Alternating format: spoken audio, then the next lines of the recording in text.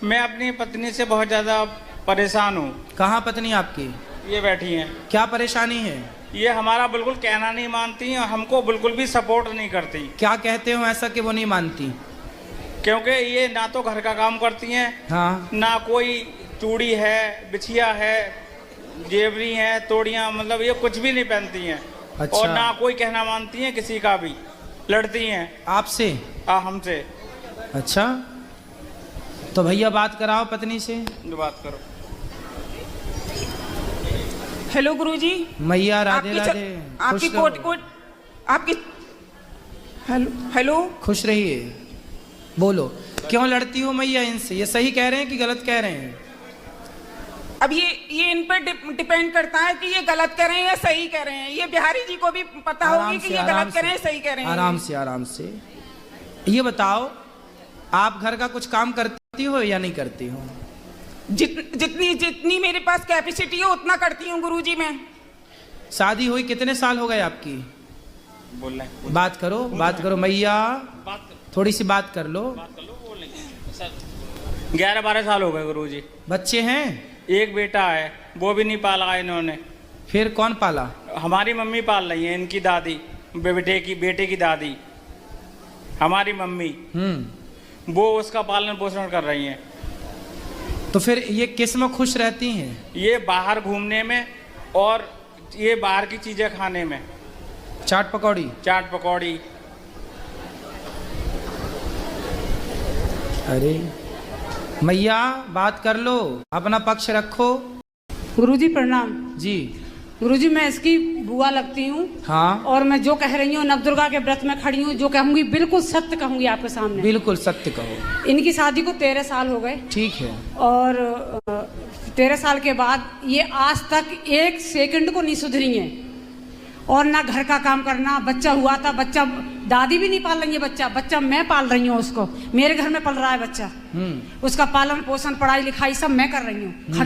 खर्चा ये लोग देते हैं। ठीक। और ना खाना बनाना, ना कोई कपड़ा धोना, ना टाइम से नहाना, ना उठना, ना सोना, जितने काम होते हैं स्त्री के कोई काम नहीं करना है। और बस लड़ाई लड़ाई लड़ाई हर समय। तो अब बात कर लें, वो तो हम कुछ समझाएं, अब वो समझें तो समझाएं। आप इनके पति जो हैं ये झाड़ू पोंछा, बर्तन, घर की सफाई और अपना टिफिन लगा के अपनी जॉब पे जाना। और अब जॉब छूट गई क्योंकि जब लेट जाएगा रोज बंदा, खाना बनाएगा, अपना टिफिन लगाएगा तो क्या करेगा। मकान अलग बना के दे दिया है, 4 कैमरे लगवाए हैं मैंने। और उसमें हर समय धमकियां देते हैं और मैके से भी धमकियां मिलती हैं। और इसकी हालत ये है, ये डिप्रेशन में चला गया और इसकी दवाई चल रही है। चलो बात करा भैया से। करो। जी गुरुजी। पत्नी आपकी तो बात कर ही नहीं रही है अच्छे से। था तो आपने अपने बच्चे को क्यों नहीं पाला? तो चलो नहीं पाला ठीक है, पर पति का साथ तो दो, भोजन तो बनाओ, गृहिणी का जो कार्य वो तो करो। आपका पति बेचारा कमा रहा, झाड़ू पोंछा बर्तन चौका कर रहा है, आप उसको भोजन बना के तो दो कम से कम। ठीक है गुरुजी। कब से दोगी? कब से क्या गुरुजी, अब जाएंगे तो।